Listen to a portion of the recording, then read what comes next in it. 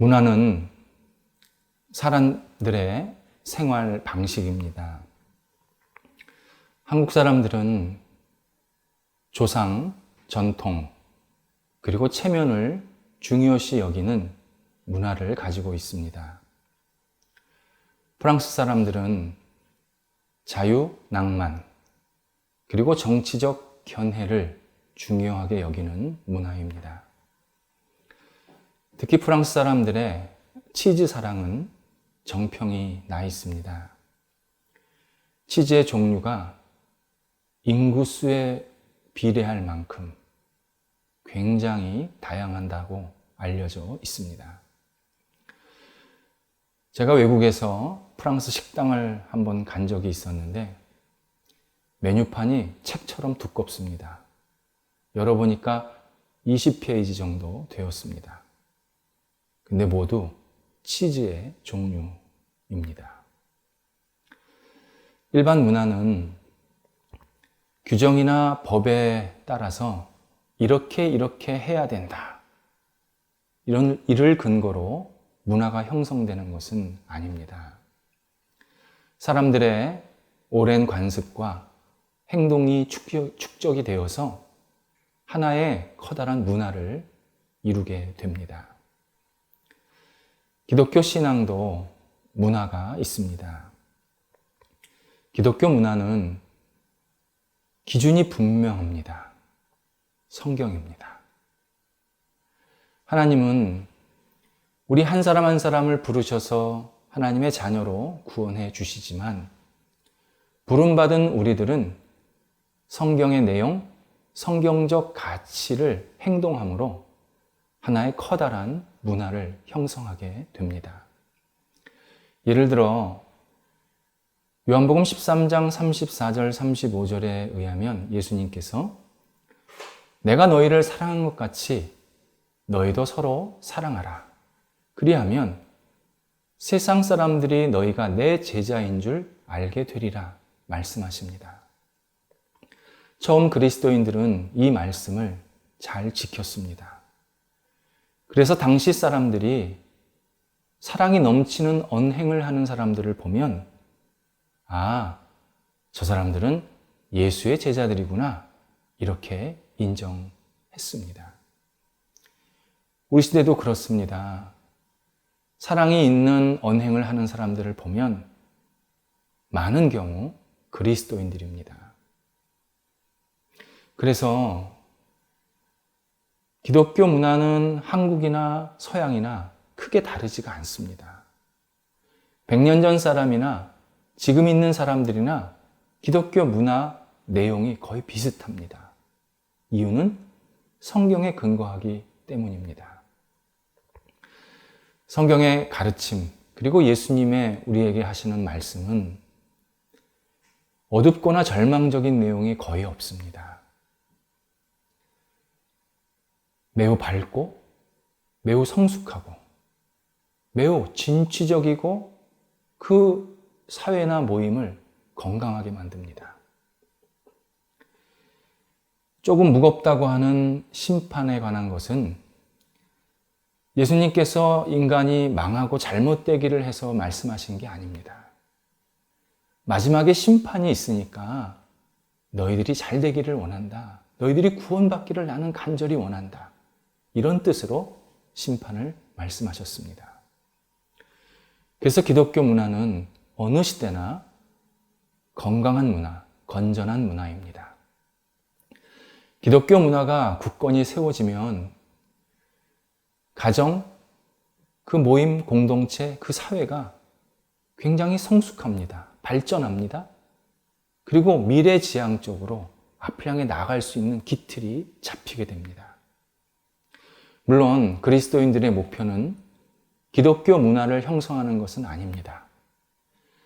하나님의 나라, 하나님의 뜻, 하나님의 의를 생각하고 그 일들을 행하다 보면 부수적으로 기독교 문화, 그것도 아름답고 건강한 기독교 문화가 만들어집니다.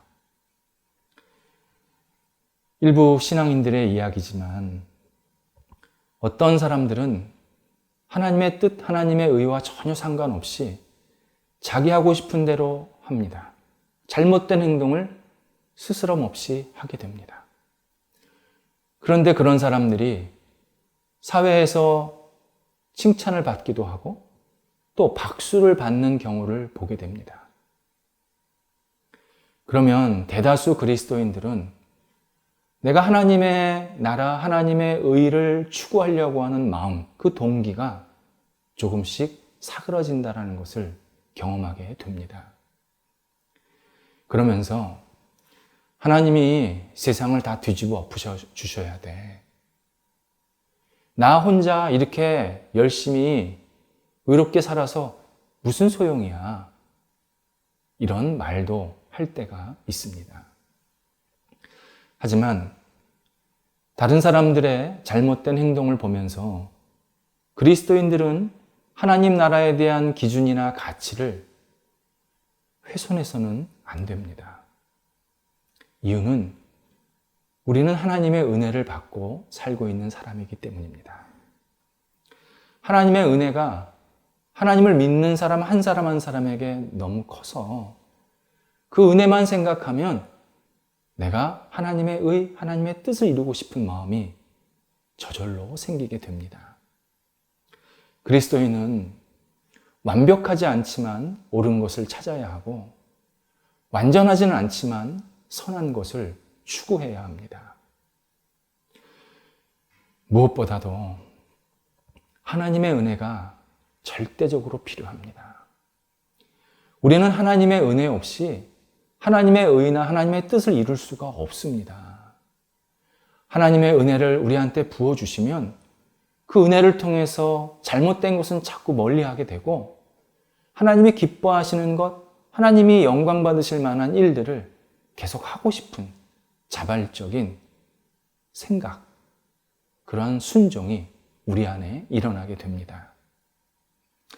그래서 15절에서 바울이 우리가 하나님의 은혜 아래 있다면 어떻게 죄 아래 계속 거할 수 있겠느냐 다시 질문을 합니다.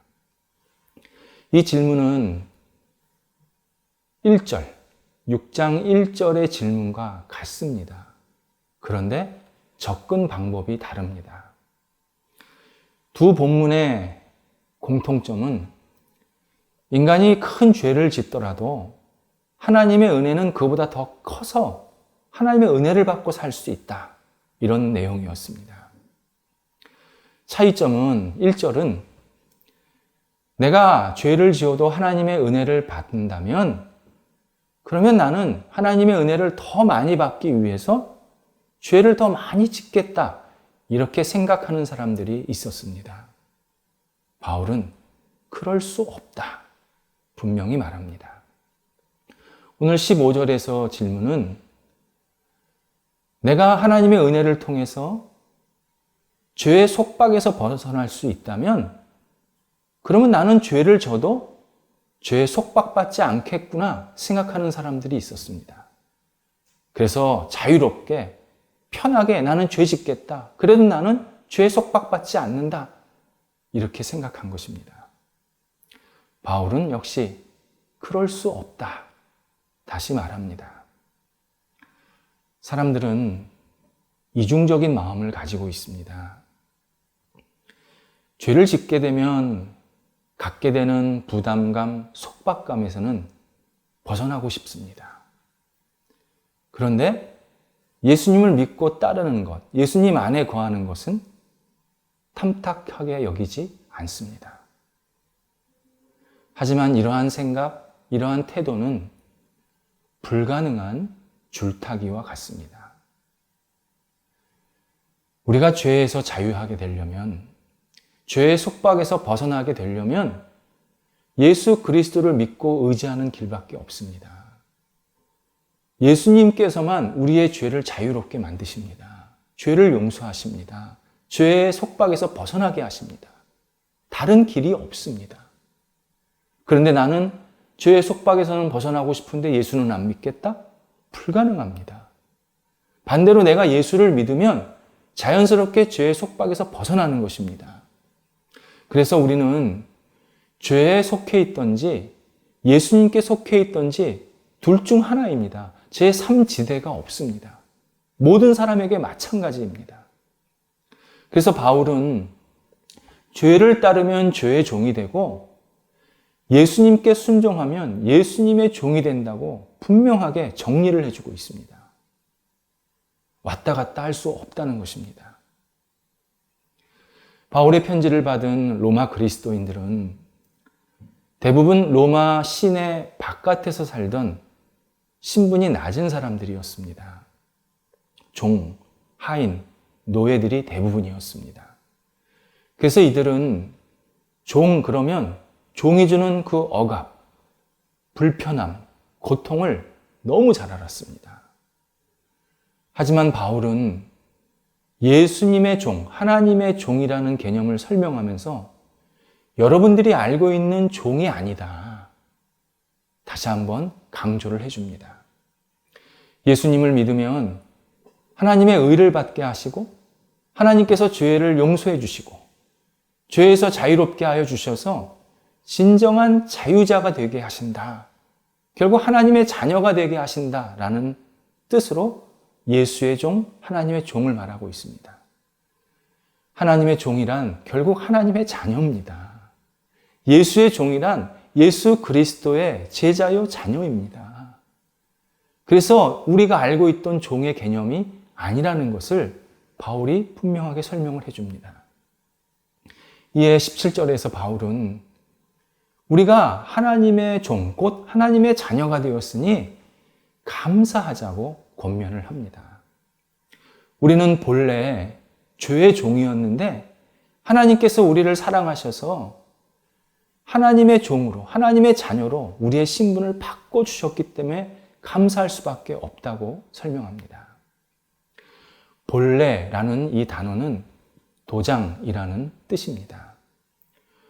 모든 사람은 태어날 때 죄인이라는 낙인을 찍고 세상을 시작합니다. 우리는 죄의 성을 갖고 세상을 출발합니다. 그런데 하나님께서 우리에게 은혜를 베푸셔서 곧 예수 그리스도가 우리를 위해서 십자가를 지심으로 우리가 그 예수 그리스도를 믿는 순간 하나님께서 우리의 죄인이라는 낙인을 싹 지워버리시고 의인이라는 새로운 도장을 찍어주십니다. 그리고 너는 의인으로서 이제 내 앞에서 살아라. 그리고 내가 너를 구원하리라. 약속해 주십니다. 우리가 의인이 되려고 할 때 한 일이 아무것도 없습니다. 오직 예수 그리스도 그분만을 믿는 것, 그 믿음 하나가 결국 하나님 보시기에 우리가 의인이 되게 하시고 하나님의 자녀로 만들어 주셨습니다. 그래서 감사할 수밖에 없다고 바울은 설명하고 있습니다. 그리고 나서 우리가 하나님의 종이 되었으니 이제부터는 하나님의 뜻과 하나님의 의를 이룰 줄 아는 사람이 되어야 한다. 이렇게 설명을 이어갑니다. 19절에서 바울은 우리가 하나님을 믿기 전에 예수 그리스도를 받아들이기 전에 부전과 불법을 위해서 헌신했다고 말을 합니다. 부정이란 도덕적 타락을 말하고 불법이란 모반, 배신을 말합니다.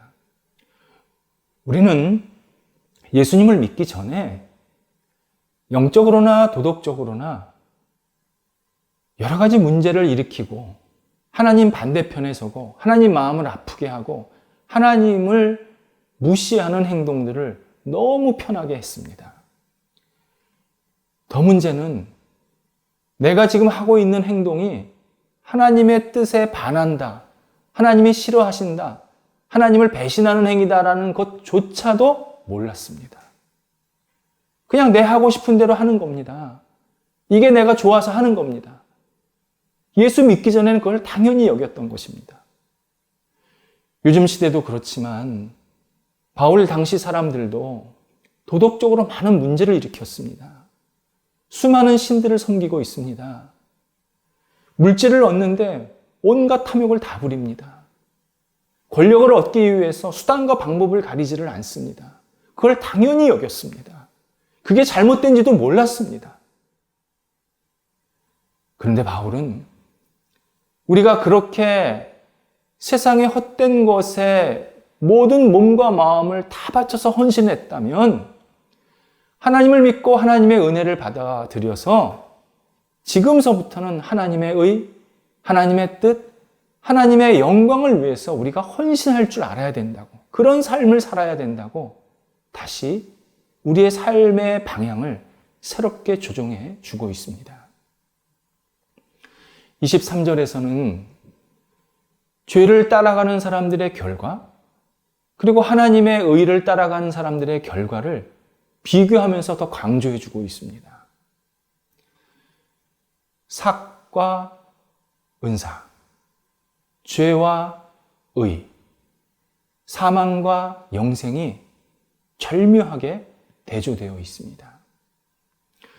죄의 삭시란 내가 죄를 짓다 보면 어쩌다 보니까 이런 결과를 갖게 되는 뜻이 아닙니다. 내가 죄를 지으면 죄는 내 영혼의 주인이 되어서 내가 지은 죄에 응당하는 결과물을 반드시 준다라는 뜻입니다. 죄의 삭스는 그냥 죄가 없어진다, 죄의 결과가 사르르 흔적도 없이 눈 녹듯이 없어진다, 그런 뜻이 아닙니다. 분명히 월급을 준다는 겁니다. 내가 죄를 지으면 그 결과를 죄는 반드시 월급 형식으로 준다는 겁니다. 그래서 무서운 겁니다. 또 죄의 삭세는 매우 부정적인 뜻이 들어가 있습니다. 우리가 월급을 받으면 시간이 지나면 그 월급이 다 없어집니다. 그러면 다시 월급을 받기 위해서 내 몸의 힘을 소진합니다. 다시 소진된 몸을 보충하기 위해서 월급을 사용합니다. 죄의 삭스는 이렇게 우리가 계속 마이너스 인생을 살아간다는 뜻이 담겨 있습니다. 내가 죄를 지으면 내 영혼이 만족하게 하는 게 아니라 조금씩 계속 축나게 만듭니다. 그럼 그 축난 것을 보충하기 위해서 또 죄를 지으면 더 축이 납니다. 나중에는 영혼이 황폐하게 됩니다. 결국 사망에 이른다. 영혼이 사망하게 된다. 그렇게 설명을 합니다. 죄는 우리에게 늘 달콤한 이야기를 합니다. 이거 좀 해봐. 되게 재밌어. 네가 굉장히 좋아할 거야. 너한테 좋은 일이 생길 거야. 계속 우리에게 유혹을 합니다. 하지만 막상 그 죄를 지으면 영혼이 피폐해지기 시작합니다. 좋은 일이 생기는 게 아니라 영혼의 만족감이 생기지를 않습니다. 그래서 구멍이 뻥 뚫리게 됩니다. 사망에 이르게 됩니다. 반면 하나님의 은사는 우리가 하나님 안에 거하고 하나님을 믿으면 하나님께서 반드시, 그리고 공짜로 은사, 곧 은혜 선물을 주신다라는 뜻입니다. 그래서 하나님의 은사는 우리의 영혼을 계속 플러스 인생으로 만들게 합니다. 내가 하나님을 믿으면 하나님께서 내게 은혜를 계속 부어주십니다. 그래서 영혼이 만족하게 하십니다. 플러스입니다. 그리고 은혜를 받으면 내가 지금서부터는 하나님의 의, 하나님의 영광, 하나님의 뜻을 좀 이루고 싶은 사람이 되고 싶다. 그러한 기쁘고 거룩한 열정이 생깁니다. 그래서 의를 이루게 됩니다. 그러면 우리 영혼이 또 큰 기쁨과 만족이 생깁니다. 또 플러스입니다. 하나님의 은사는, 하나님의 은혜는, 하나님의 선물은 우리의 삶을 계속 풍성하게 만듭니다. 계속 플러스 인생을 만듭니다. 더 기쁘게 만듭니다. 감사하게 만듭니다. 그 결과 영생이다. 바울은 이렇게 설명해 주고 있습니다. 6장 전체에서 우리가 하나님의 은혜를 받으면 내가 죄를 져도 용서받는 거지 이런 죄의 면허증을 받았다라는 뜻은 아닙니다. 또 내가 죄를 지으면 용서받을 수 있으니까 나 뻔뻔하게 살아도 돼. 이런 의미도 아닙니다. 바울은 오히려 우리가 하나님의 은혜를 받고 살면 무엇이 죄인지를 분명히 알게 되고 하나님이 기뻐하시는 뜻, 하나님의 의, 하나님의 영광을 위해서 내가 계속 헌신하고 싶고 그리고 그런 일들을 하게 되는 그러한 성숙한 삶을 살게 된다고 우리의 삶의 모습을 재조명해 주고 있습니다. 세계 최고 요리사가 나 한 사람의 식성을 알아서 최고의 요리를 준비해 줍니다. 그러면 내가 할 일은 그 요리를 맛있게 음미하면서 먹는 일이 남은 겁니다. 최고의 전능자이신, 유일한 전능자이신 하나님이 나를 너무 잘 아셔서 최고의 은혜를 베푸십니다. 다른 사람이 받을 수 없는 은혜를 받게 하십니다. 그렇다면 나는 그 받은 은혜를 가지고 하나님이 기뻐하시는 일, 하나님의 의, 하나님의 영광을 위해서 살아야 할, 이제 그렇게 출발해야 할 시작점에 서 있는 것입니다. 사람은 죄를 숭배하고 죄에 순종하도록 이 땅에 살게 하시지를 않으셨습니다. 예수를 믿던 안 믿던, 하나님을 알던 모르던 모든 인간은 하나님을 알기를 원하시고 그리고 하나님을 섬기고 하나님의 뜻과 의를 이루게 하시기 위해서 우리를 태어나게 하신 것입니다. 이런 삶을 살기 위해서 우리는 두 가지의 분명한 기초 위에 서 있어야 합니다. 먼저 신빙성 위에 우리의 삶이 세워져야 합니다. 우리의 신앙이 세워져야 합니다. 신빙성이란 우리가 믿는 기독교 신앙이 진리라는 것을 분명히 확신하면서 살아가는 것입니다. 기독교 신앙은 세상에 둘도 없는 유일한 진리입니다. 예수님께서 우리를 위해서 십자가를 지셨다, 부활하셨다, 우리를 사랑하신다, 우리를 창조하셨다. 이러한 사실들은 진리입니다. 이 진리는 오랜 세월 역사 속에서 그리고 수많은 사람들을 통해서 증명되었습니다. 많은 사람들이 하나님이 우리를 어떻게 창조하냐? 하나님이 어떻게 십자가에 죽은 게 내 죄를 위해서 죽은 거냐? 어떻게 부활하냐? 계속 반박도 하고 논박도 하고 비판도 했지만 결국 그 비판하는 사람이 예수를 믿은 사람이 되었고 반박하는 사람이 오히려 그 진리를 옹호하는 사람들이 수없이 많이 생겼습니다. 이것은 이러한 진리 내용을 알려주는 성경을 우리가 있는 그대로 다 받아들여야 한다는 뜻입니다. 나는 성경의 내용 중에서 이거는 믿겠고 이거는 믿을 수 없어. 이렇게 내가 편집하면 안 됩니다. 성경 내용 전체를 있는 그대로 받아들이고 믿어야 합니다. 그리고 그 믿은 것을 그대로 사람들한테 전달해야 합니다. 그리스도인들을 비판하는 이유 중 하나가 있습니다. 안 믿는 사람들이 보니까 믿는다고 하면서 어떤 사람은 이걸 믿고 저걸 안 믿는다고 그럽니다. 어떤 사람은 이걸 안 믿고 저걸 믿는다고 그럽니다. 되게 이상하게 보이는 겁니다. 야, 너희들 똑같이 믿는다 그러면서 너 왜 믿는 대상이 다르냐? 내용이 다르냐? 그러니까 비난하는 것입니다. 비판하는 것입니다. 이것은 우리 안의 문제입니다. 내가 믿고 싶은 것을 수정하면 안 됩니다. 하나님이 말씀하신 이 말씀 전체, 그리고 우리에게 전해준 사도들의 그 신앙 고백과 신앙의 정통 그 내용들을 있는 그대로 받아들여야 합니다. 그리고 그것을 온전히 사람들에게 전달할 때, 아, 기독교 신앙은 신빙성이 있구나.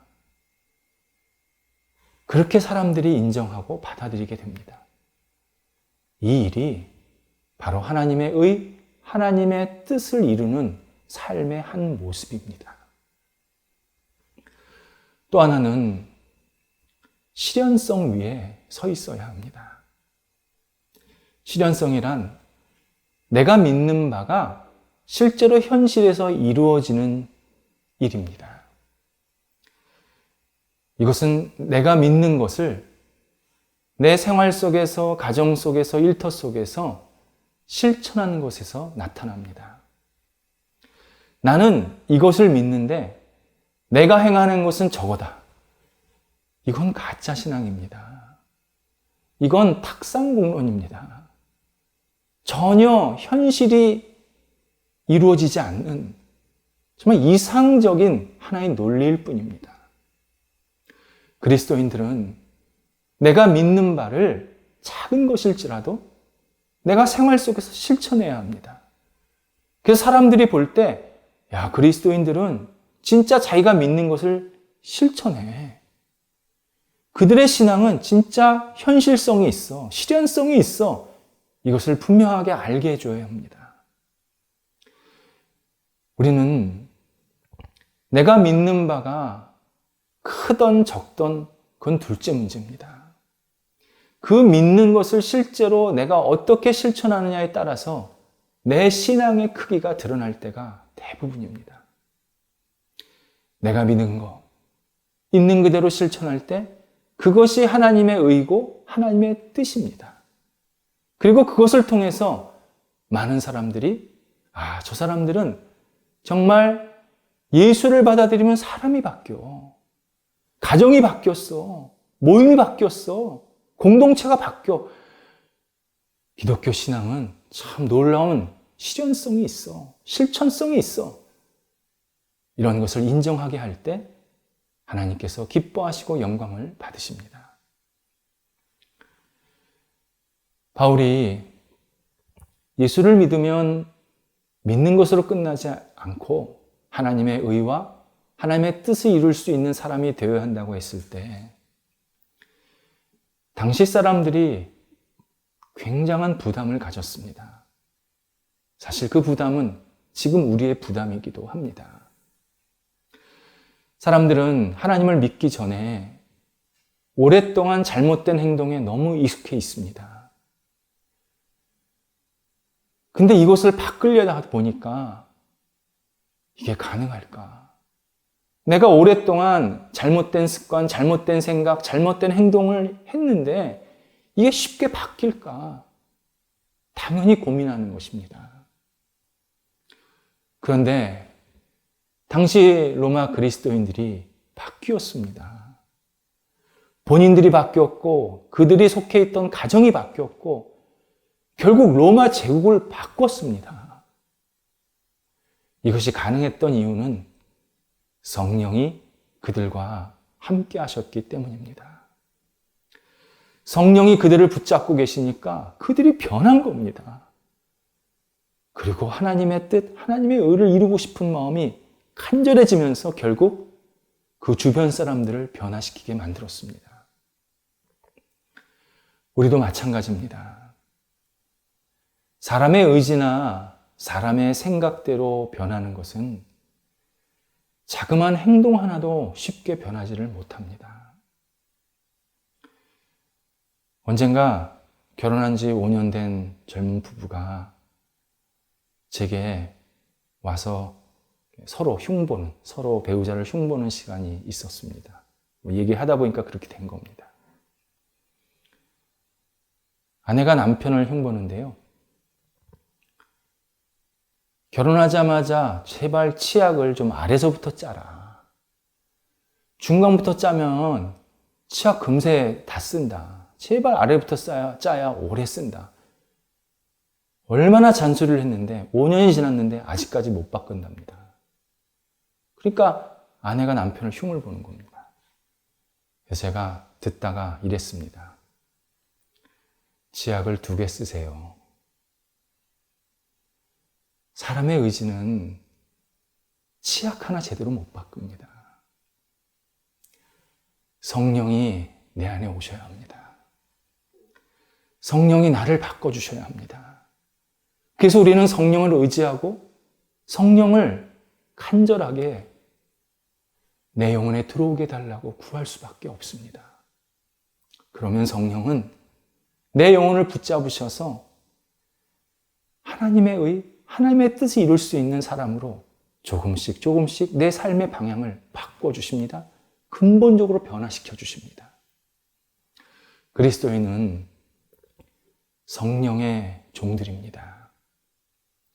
우리가 성령에 붙잡힌 바 되어서 성령이 우리 영혼의 주인이 되어 주시면 불의는 점점 저 멀리 떠나가게 하시고 하나님이 기뻐하시는 의는, 하나님이 기뻐하시는 뜻은 우리 영혼에 점점 가까이 들어오게 하시는 놀라운 삶의 변화를 경험하게 만들어 주십니다. 기도하겠습니다. 하나님, 영광을 받아 주옵소서. 저희들이 하나님의 사람으로 이 땅에 살게 하시고 부족하지만 하나님의 은혜를 받고 하나님의 뜻과 의를 이루려고 하는 간절한 몸부림이 있게 하신 것 감사를 드립니다. 하나님, 그러나 저희들 부족합니다. 아직도 모자른 부분이 너무 많습니다. 주님의 뜻보다는 제 뜻, 주님의 의보다는 사람의 불의를 더 가까이 할 때가 많은 것 주님께서 아십니다. 하나님께서 우리의 영혼에 성령을 부어 주시어서 우리 모든 성도들이 하나님을 바라보면서 하나님 기뻐하시는 뜻, 하나님의 기뻐하시는 영광, 의를 드러낼 수 있는 복된 삶이 될 수 있도록 인도하여 주옵소서. 주신 은혜가 더 은혜답도록 하나님의 영광과 나라를 위해서 아름답게 쓰임받는 저희 모두가 되도록 인도하여 주옵소서. 예수님의 이름으로 기도드립니다. 아멘.